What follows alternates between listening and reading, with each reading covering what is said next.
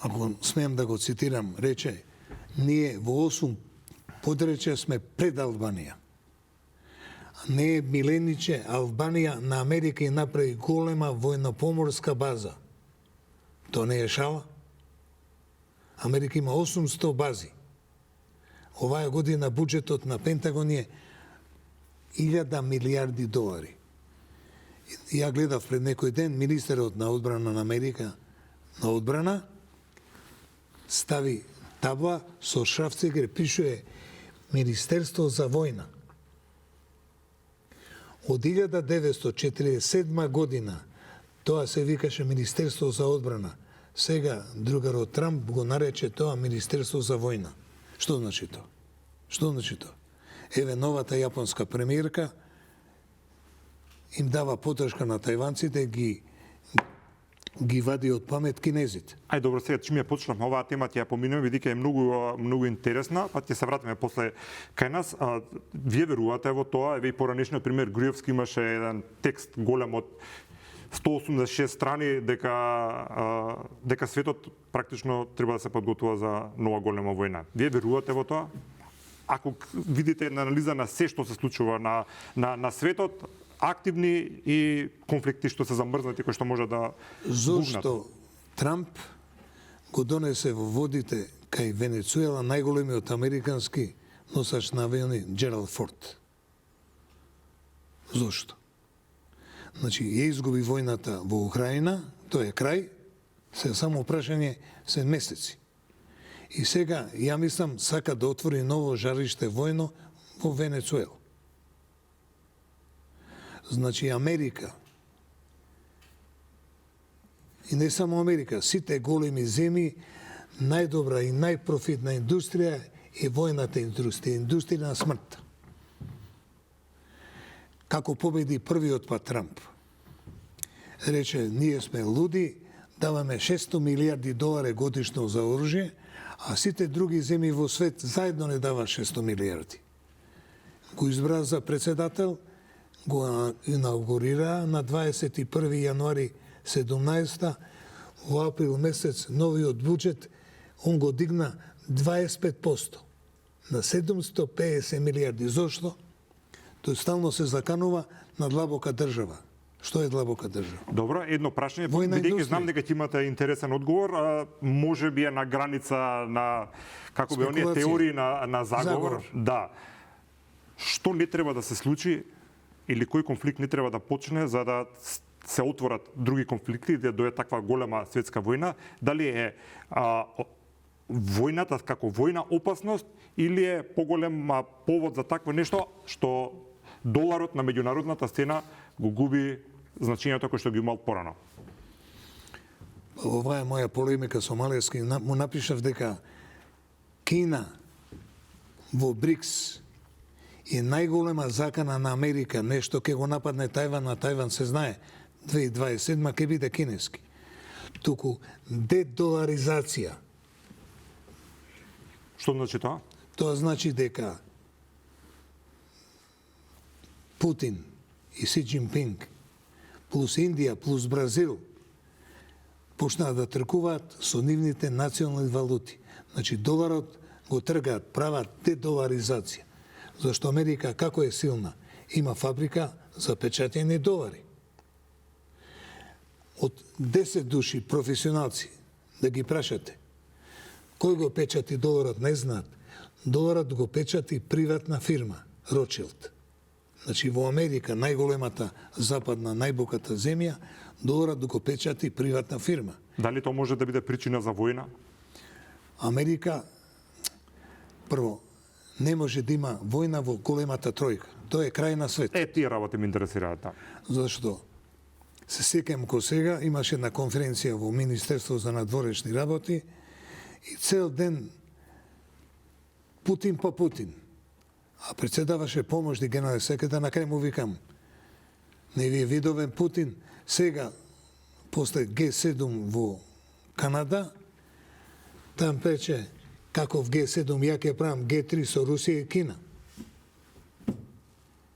Значи, Путин е, Трамп е бистар, знае дека не може да излезе на крај, но и соедниот камоли со двајцата. Плюс Индија тука е. Индија станува многу сериозен партнер. Како држава го добиваме тоа што можеби го очекувавме од администрацијата на Трамп. Вака со оптимизам беше дочекана смената дека сега ќе ни помогне повеќе па пријателство така. Дали гледаме конкретни резултати од тоа или сепак тоа е еден малце подолг процес кај што треба да помине време па да се види нешто? Некако кога да ми се тивке и во Македонија барем се навикнати сме амбасадите некако да бидат поактивни со изјави, со ставови, со мислења. Сега имам впечаток личен, може сум и грешки, дека малце стишена работава.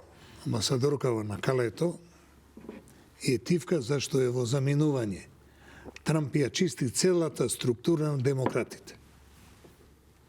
Тоа е причината број 2. А број 1 е дека да не се занесуваме, еден британски државник фино рече: нема пријатели, има вечни интереси. Што прави Трамп? Како ќе му текне, кажува 20%, 30%, 50%, 150% царини. На Кина им прави царини 150, Кина него му прави царини и после преговарат да се спушти. Се согласувате со тие што велат дека овој момент Македонија оставена на самата себе да направи нешто со себе? Многу е наивно да веруваме дека Америка ќе ни еве Трамп на пример, сите што продаваат руски газ и руска нафта жестоко ќе казнува. Минус една држава. Го викна Орбан тамо и му вика: важи, нема проблеми за тебе. Зашто Орбан има 5-6 фабрики за електрични фабрики кинески. Значи Кина најмногу е влезена во Европска унија во Унгарија. Значи Унгарија е многу опасен играч.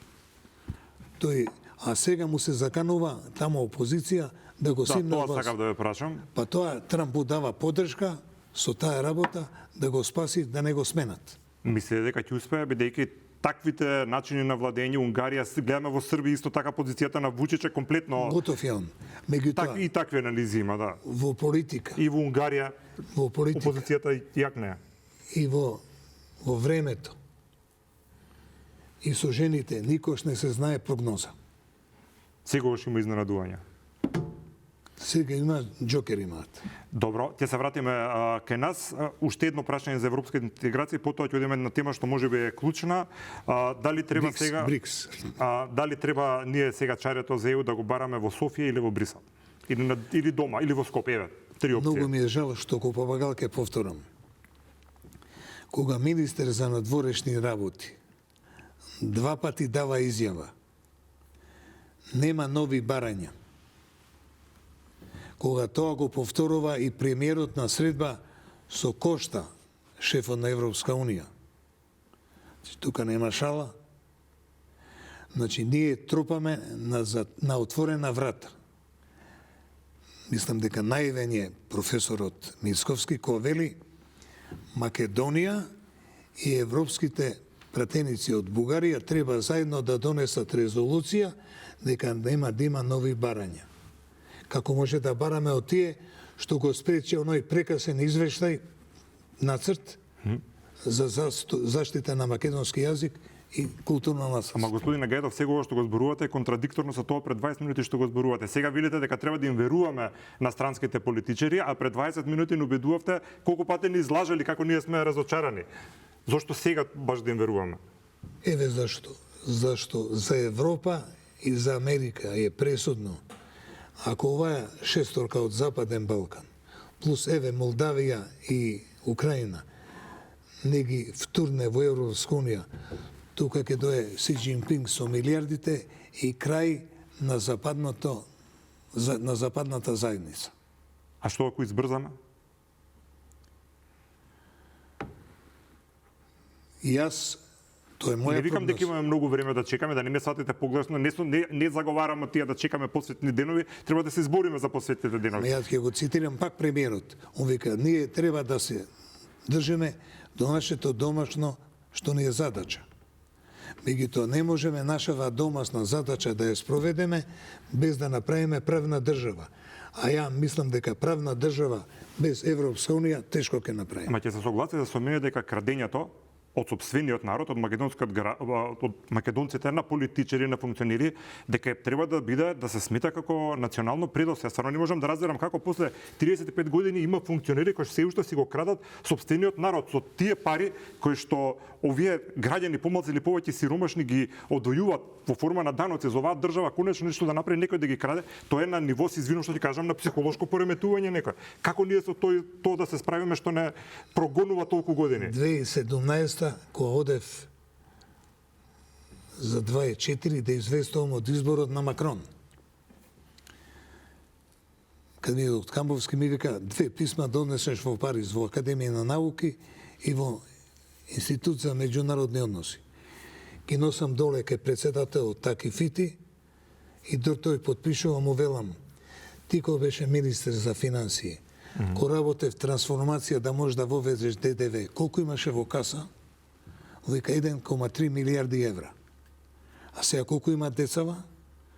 Вика 3,5, не, 4, зимаат 500 заем. И вака му викам, 1,3, 1,3 трошат. Кај се 2,6 и он се крсти.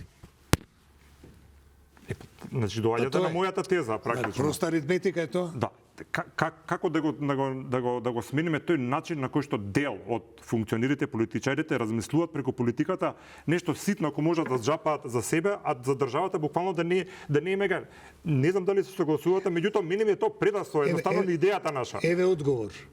Зошто не прават они кардинална промена, коренита промена во судство? Ако направат, судиите нивка ги опнат во затвор. Тоа е превентивно. Овој закон. Како можат да ги стават во затвор? Ако некој ништо не направил. Не, пошто се краде. Што е корупција? Ама не може да градиме теза, повелете. Во ова студио се расправав со Маријан Ѓорчев дека законот кривичен што го измајсторија беше заеднички договор меѓу двете најголеми партии. Како вика најголеми? Па не може СДСМ со 46 гласови да направи закон ако твоите ВМРО-вци не гласаа против, ама има сенсус. Ако ВМРО излезеше од сала со 46 не се прави. Тоа е доказ дека тој закон кривичен сега ќе го преправаат. Тој беше со 2 димензии проактивен да се амнестираат функционерите на СДСМ и ретроактивен да се амнестираат функционерите на ВМРО-ДПМН. Колку се сега граѓаните криви што токму ова што го зборувате вие го дозволија.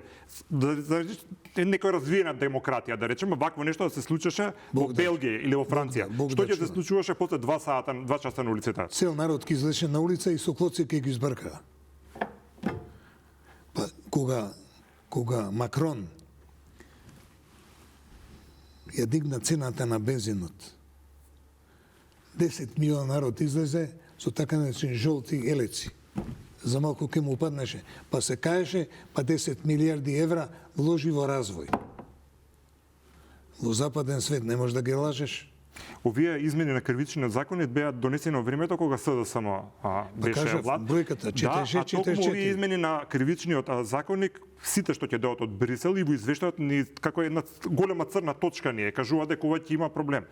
Сега дали е хипокризија според вас што таа партија инсистира на брзо членство во Европската унија за се да направиме, меѓутоа се фокусира да речеме на тоа што е уставни измени влез на бугарите, а малци се игнорира ова што и сами практично го направија, односно измените на кривичниот законник.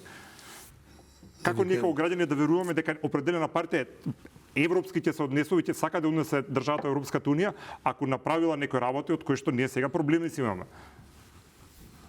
Јас возам неколку пати Скопје, Охрид, Скопје. Срце ме болеше. Со години 1 метар не беше направен на автопатот Кичево Охрид.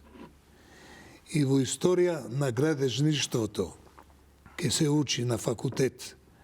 Првпат во една земја автопат има иста цена као железница. Јас сум студирала граđевина и таму се знае 1 километар железница, 2 километра патишта.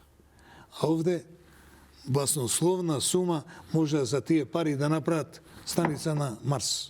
Добро, неколку близ прашања во однос на партиите. Најавена е дека можно да се случи реконструкција на владата, дел од тоа што некои министри станаа градоначалници и вице-премиерот, некои ресори можеби потврлиле, веќе се лицитира и со имиња и со ресори така натаму. Според вашата анализа, знам дека по 12 часа на ден гледате вести, секаде што можете добро информирани, ова буквално го кажувам. 2 телевизори и 5 компјутера. Да, тоа лично сум го видел и не е вака да звучи интересно, туку стварно е така. Мора човек да биде информиран. Да, фотографска меморија имате, може да направите да речеме некоја, еве да ве пофалам да не ме карате дека цело време ве критикувам. Гајле нема. Да. Дали мислите дека има некои конкретни ресори што вие би ги посочиле дека многу малце се направило или ништо не се направило или може некој друг човек со нова енергија повеќе да направи? Прв на удар е министерот на правда, бидејќи Европа постојано инсистира дека ништо не е направено во реформа на или промена на правосудството, законодавството, мислам. Зборуваме за министерот Филков, Да. знам. Да. Ја мислам, он е печен. Можда не му кажале, или неке да чуе. Добро. Имаше сега едно писмо дека ќе се подготвуваат закони, меѓутоа од кога веќе го добивме извештаот. Сега ние како јавност кога апелираме дека мора нешто се направи, тоа не е толку важно, меѓутоа од Брисел кога ќе го стават исто тоа во некој извештај, тогаш се распишуваат соопштенија и така натаму. Зашто тој менталитет на секогаш воодушевување од некој надвор ако каже нешто е многу позначено отколку ако дома дојде истата порака. Кога тој мајндсет ќе го промениме? Имам само еден амандман. Повелете.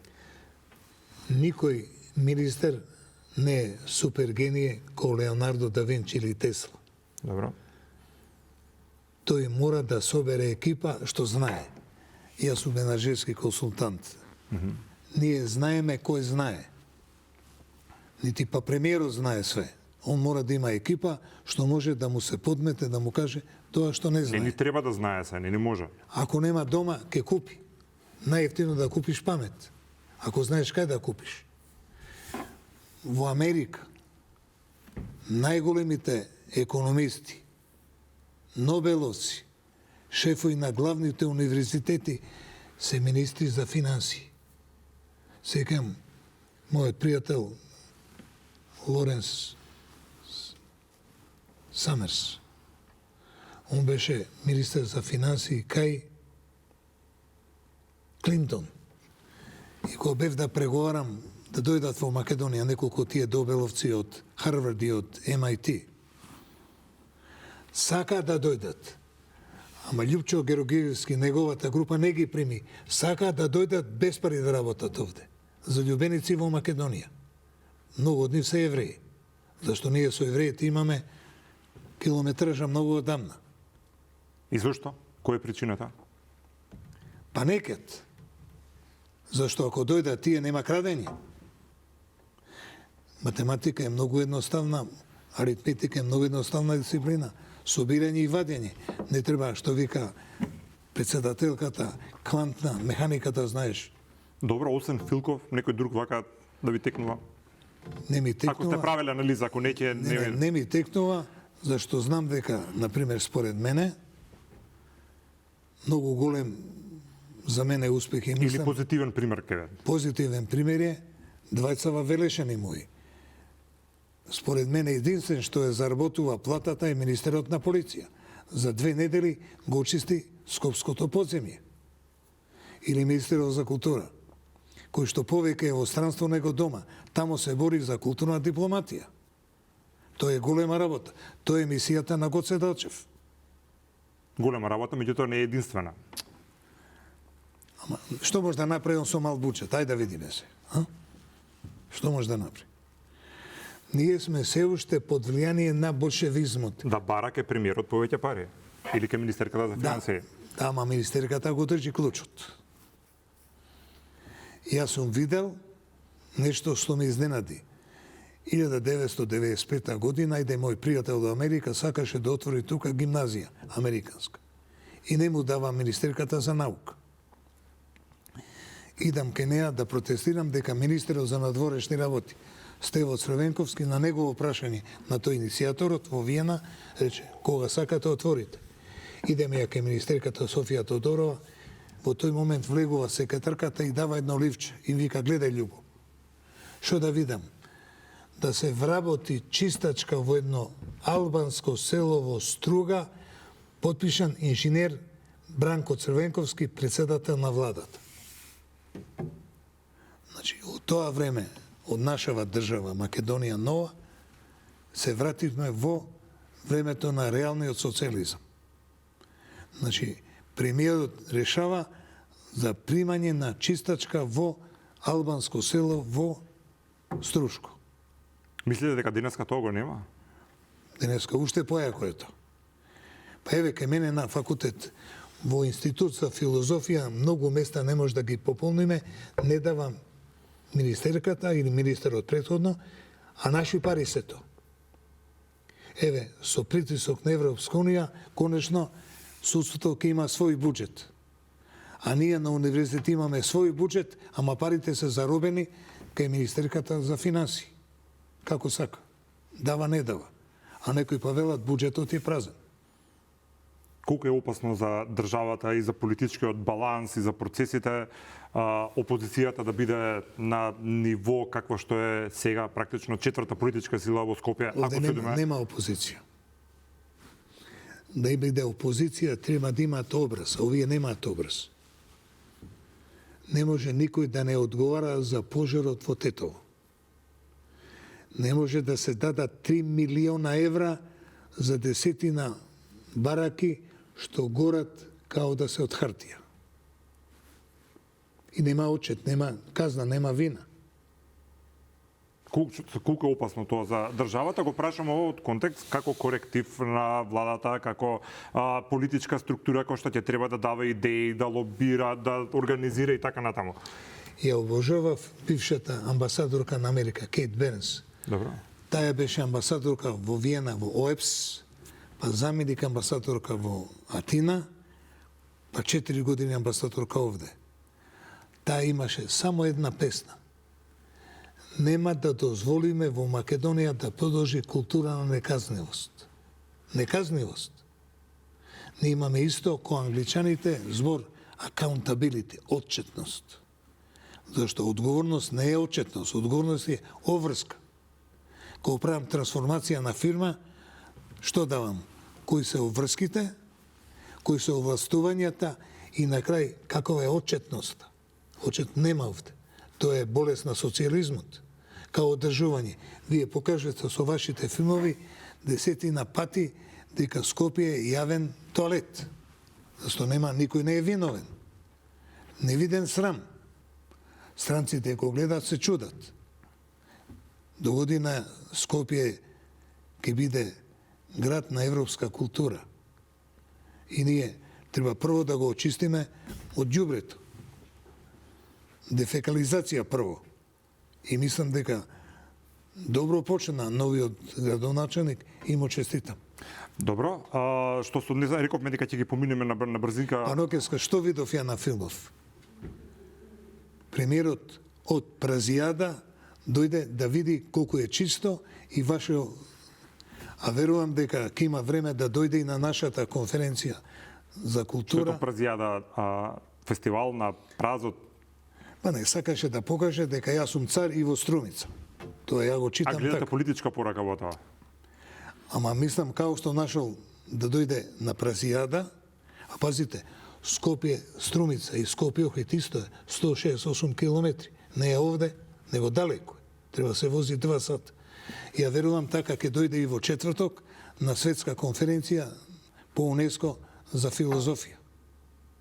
Добро, а дали го мислите дека е своевидна политичка или општествена еволуција што во Чаир и во Кичево и наши сограѓани албанци гласаа за кандидат македонец и во Чаир македонци гласаа за кандидат албанец. Ово кажам во контекст што во предизборието, посебно меѓу двата круга, се изнаслушавме некои изјави кои што не ќе никогаш да ни се повторат, што доаѓаат од еден од деловите на Влен, а тоа е граѓаните етнички. Касами, тој Бијал Касами за Брвеница, господинот сега што си бара работа. Бараат они албанци да гласаат за албанци.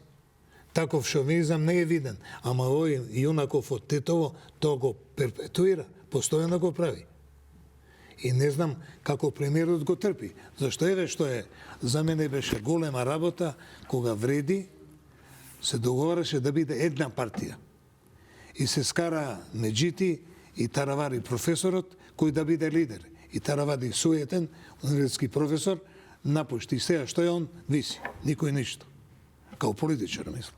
Добро, а колку се опасни според вас ваквите изјави на национални или етничка карта да се заработуваат поеник во момент кога мораме да признаеме дека другите поголеми партии имаат еден еволуцијски, што рекле од Брисел, квантен скок, кога станува збор да со животот дека практично се релаксирани односите, а кај граѓаните веќе нема предпоставувам такви проблеми како што имаше во минатото, се функционира се нормално, а меѓутоа има една група се помала на политичари што буквално заради своји лични себични партиски интереси ги компрометираат меѓу националните односи во државата. Како да се ослободиме од нив? Го вадат стапот што се вика шовинизам.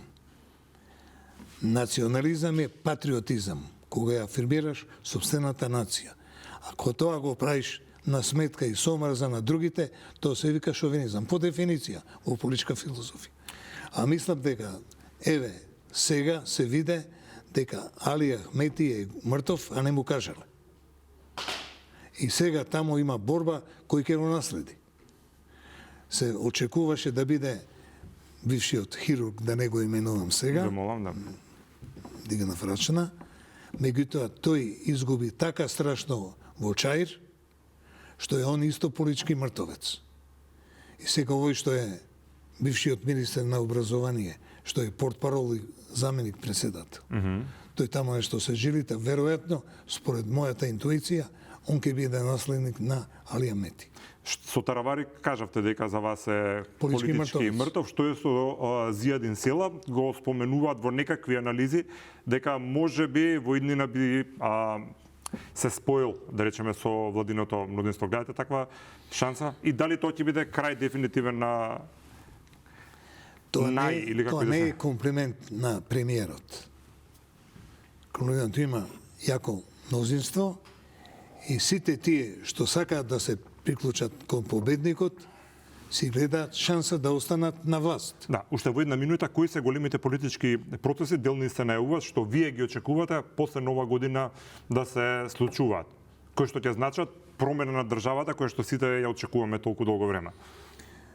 Мислам дека новите инвестиции, овие големите автопатишта, железници, оној мој љубимен проект Долина на река Вардар, тие можат да ја дигнат оваа нација, иако опозицијата критикува дека буџетот не е развоен. А точно, буџетот има многу пари малку за развој. Многу малку. Плюс, ја имам критика, многу малку пари за образование и култура. Меѓутоа, има време за промена на буџетот, зашто ако земаме ние кредити, заеми, треба да ги земеме за инвестиција во мозок. Зашто сега во што е најмодерно, вештачка интелигенција. Тоа е технолошка алатка, тоа нешто не е револуционарно, без филозофикација на образование. Логика, етика, естетика, општа филозофија, социјална интелигенција. Не може да правиме човек. Затоа сметам дека Македонија може да напредува само во таа голема промена која се вика промена во образованието и во културата. Ние уште се бориме учебници да имаат сите, мислам на тоа ниво сме на развојот, за жал, меѓутоа да се надеваме дека и тоа ќе се промени и да се вложи повеќе во културата и образованието, бидејќи така ќе си го сочуваме идентитетот и ќе бидеме многу поотпорни од сите напати кои што и во иднина ќе ги имаме. Ке му се отплатиме на Гоце Делчев.